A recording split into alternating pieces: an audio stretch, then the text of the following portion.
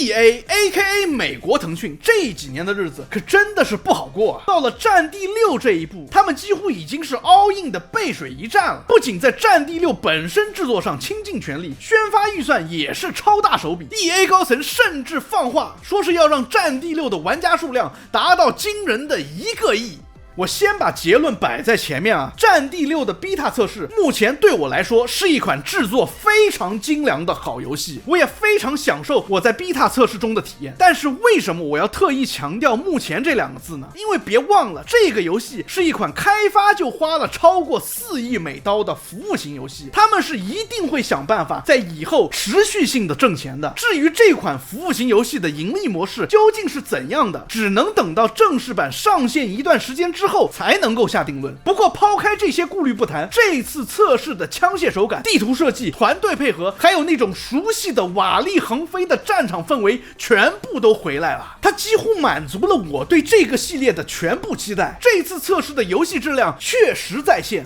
战地5的表现不佳和2042的灾难性失败似乎让 EA 明白了，在玩家的选择如此之多的2025年，再用半成品和虚假的宣传去糊弄玩家，换来的只会是差评、抵制和股价的下跌。而正是玩家一次次的行动和发声，逼着 EA 把注意力重新放回到我们真正在乎的那些游戏体验上。所以战地6这次 beta 测试的成功是一场玩家的胜利，同时也证明了哪怕面对像EA 这样以贪婪著称的公司，我们的声音依然可以左右他们的决定。真的是没想到啊，我竟然会在2025年由衷的感叹 EA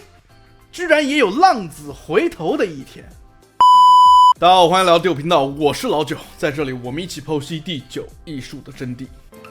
你还记得9年前战地1的预告片吗？那绝对是一次视觉与听觉的双重盛宴。从新奇的一战坦克伴随着士兵的战吼碾压过战壕，到装甲火车在沙漠中全速飞驰，再到防毒面具后的士兵在毒气中的英勇奋战，最后再给你来一个超大型飞空艇缓缓下压的巨大压迫感，配合那首混剪的 Seven Nation Army 直击心脏，让我当时简直热血沸腾。这首歌我后来甚至单曲循环了很长一段时间。事实上，战地系列的预告片一向水准很高，就算是口碑崩盘的战地2042，它的预告片质量依然在线。有玩家在2042预告片的评论区用调侃的语气说道，真的是不可思议，这个预告片背后的营销团队似乎比开发人员更懂战地玩家想要的是什么。这话虽然带着嘲讽，但其实也很真实，毕竟在如今的游戏市场，一个游戏的第一印象非常的重要。而这一次战地6的首支预告片不出意外的给我带来的也是同样的震撼。我不是那种追了10几年的老粉，但是自从被2042坑过之后，我对 EA 的信任几乎归零，所以刚看到预告片的时候，我依然抱着观望的态度。我相信很多玩家都和我一样，毕竟 EA 过去10年的名声已经臭的可以当化学武器了。直到他们释出了多人模式的预告片，我的心态才开始有点松动，我这才感觉 EA 这一次似乎真的把玩家的话给听进去了。巷战中坦克轰鸣着穿过街道，瓦砾横飞的混乱感扑面而来，医疗兵拖着伤员拼命撤离的场景带着一种久违的真实感。还有新加入的蹲下疾跑、大锤砸地板破坏地形的这些机制都让我感到惊喜。不过真正让我彻底改观的是亲自体验到 beta 测试的那一刻。这次测试让我感觉我前面提到的这些细节并非仅仅只是华而不实的噱头。说个题外话，这里我想 shout out to 我的老粉阿桃，他提供的测试码让我在不预购的情况下也能抢先体验这款游戏的 beta 测试。测试版上手的第一感觉就是让我找到了战地3和战地4那2代的那种味道，只是战地6的画面更精细，机制更丰富。我相信很多玩家的感受应该也和我一样。我记得在 Early Access 开服当天打完第1局开罗的征服模式之后打 GG 的时候，在聊天界面看到全场玩家都兴奋地刷着 We are so back这句话的时候，那一刻仿佛整个战地社区都在集体庆祝这个系列的重生。Early Access 开服当天20多万玩家排队的场景也可谓是相当的壮观。游戏的首周公开测试也达到了50多万人同时在线的惊人成绩。说实话，战地6这次给我的惊喜远超预期，无论是画面表现还是细节打磨，都达到了现代战地系列应有的高度。环境的互动和破坏效果带来了极强的沉浸感，枪械的手感扎实，团队协作的机制也更贴合真实战场上会出现的场景。游戏里的声音设计也很出彩，从枪声到环境音效，每一个细节都让人有种身临其境的感觉。此外，游戏的优化也相当到位，服务器表现稳定，几乎没有卡顿和延迟，保证了游戏的流畅运行。而且这个游戏还让我重新找回了和兄弟们一起开黑的快乐。比如在解放峰这张地图上，我们看到山头到处都是狙击手的反光镜，语音里突然有人喊出一句我去，山上全是金将军，立刻就把所有人都逗得哈哈大笑。又比如在山丘之王模式里，大家用热压弹各种乱射，场面混乱的不行，在尘土飞扬的巷战里一边大喊一边狂笑，那一刻我就知道那种熟悉的感觉回来了，这才是战地应该有的样子。综合来看，战地6不仅仅是在延续经典，更是成功的唤醒了许多战地老玩家的热情，也吸引了不少新玩家的关注。我现在技术上遇到的唯一问题就是开窗口模式的时候 DirectX 偶尔会报错，长达5小时的直播里遇到了2次。我以为是我50系显卡的问题，后来发现同行的队友也出现过这个问题，不知道 EA 什么时候能够修好。不过总体来说，绝对是瑕不掩瑜。战地6的成功与否，不仅仅关乎到这款游戏本身的未来，更会左右整个战地系列品牌的未来，甚至影响到 EA 公司的商业命脉。为了这个游戏， EA 把旗下所有战地系列的工作室全部集中了起来，投入了远超一般 3A 大作的成本，几乎是倾尽全力的打造这款游戏。开发成本如此之高的同时，也表示这款游戏的商业成绩对他们来说同样至关重要。他们最赚钱的 FC 足球系列已经开始走下坡路了。随着龙腾世纪影杖守护者的失败，以及战地5和战地2042口碑的接连崩塌， EA 面临着来自投资人和股东的巨大压力，他们必须用一款产品重新赢回市场的信任。就像我在开头说的那样，对于 EA 将来会采用什么样的服务型游戏盈利模式来填之前的坑，现在其实还是未知数。而且 EA 高层还表示，他们的目标是要让这款游戏的玩家数量达到1个亿。虽然说许多大型厂商在追求更大受众的时候，往往会改变核心要素，结果既流失了老玩家，也没能吸引新的玩家。但是从目前来看， EA 至少已经意识到了这一问题，并且正在通过实际行动证明自己不会走上那条路。我曾经在使命召唤相关的视频里表达过对其过度娱乐化现状的反感，有一部分人则回应说，花里胡哨的皮肤卖的就是好啊，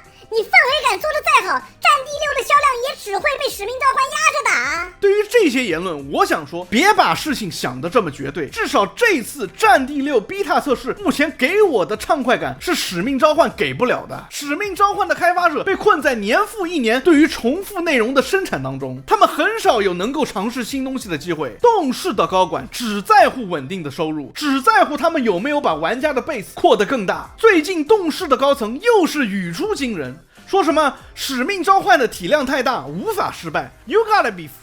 kidding me， 这是有多么的傲慢才能说出这种话。然而他们的玩家数量呢，没有增长，反而是一直在下降，而这就是放弃核心玩家的这种策略必将失败的最好证明。我个人觉得这对 EA 来说是一个千载难逢的机会，而且他们也意识到了这个机会。战地6的开发者就说了，他们不需要 Nicki Minaj， 也不搞抽象皮肤，也不会跟风搞娱乐化，这是一种对严肃题材军事射击体验的回归和尊重。如果战地6能够证明这样的射击游戏依然有市场，势必会影响整个行业的潮流，带动一波对于所有游戏都在尝试变成堡垒之夜的反思和调整。以现在的情况来说，在我看来这几乎是必然的。其实这些厂商需要做的很简单，只要他们认真听取玩家的建议，然后给我们想要的，这就足够了。千万不要小看玩家口口相传的传播速度。战地6的 Beta 在我看来就是对多年以来玩家所渴求的对于严肃题材军事射击回归的最好回应。目前来说，它无疑是对战地3和战地4以及叛逆连队的最佳致敬。这一次战地6的测试确实有他宣传的那样好玩。而且 EA 这次的野心远不止打造一款普通的射击游戏。之前2042的 Portal 模式由于限制太多且缺乏持续的更新与支持，并没有在玩家中流行开来。现在战地6决定再给这个模式一个机会，未来会推出的这个全新的 Portal 模式的定位会更像是一个开放式的游戏平台，类似于 Roblox 或者是 GTA Online 这样的生态系统。他们计划推出自由编辑地图的模式，这让玩家能够像 CS 中的社区自制地图一样，亲手打造属于自己的战场和玩法。这种高度自由的创作空间无疑将极大的丰富游戏的内容，提升可玩性和持续性的吸引力。想象一下，玩家不仅能够体验官方设计的经典模式，还能跳进无数由社区创造的独特游戏地图。无论是快节奏的爆破战，还是大型载具混战，甚至是创意无限的迷你游戏和自制的战役剧情，都可以随心选择。这样的多样性不仅满足了不同玩家的口味，同时也能极大的延长游戏的生命周期。更重要的是，这种开放平台的思路能够增强玩家的参与感和归属感。玩家不再是被动的内容消费者，而是也有机会成为内容的创作者和推动者。只要 EA 能够真正做好这个模式的支持和管理，就能打造出一个活力四射的社区生态，促进玩家之间的互动与分享。如果这个设想能够落地并持续优化，那么战地6将不仅能够稳固现有玩家的忠诚，还能在未来吸引大量新玩家的加入。它将不仅仅是一款游戏，更可能成为一个活跃的游戏平台和创意的孵化器，极大的提升 EA 在射击游戏领域的竞争力和影响力。Later. 说了这么多优点，战地6也不是没有缺点的。就比如我发现4个兵种里面，除了突击手和狙击手，另外的支援和工程单位都是女兵，显得有些不太真实。虽然说她们看上去都很酷，你几乎看不出来她们是女生，但是每次倒下之后的那句 Medic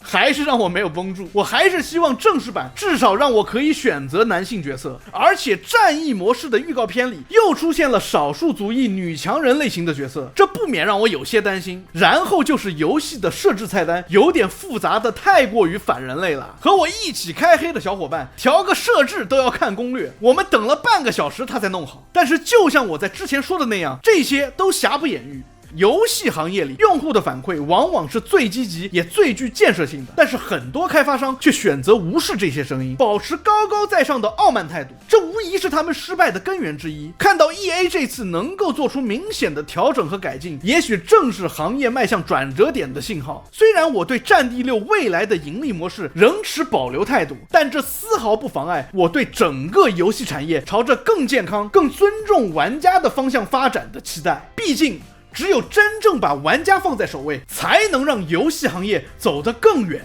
也更稳。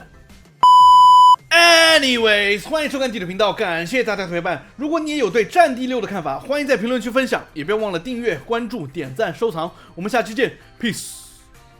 这特好 I don't give a damn。我天，我觉得我是帮你省了100万，天哪，特好特好，你看你自己看。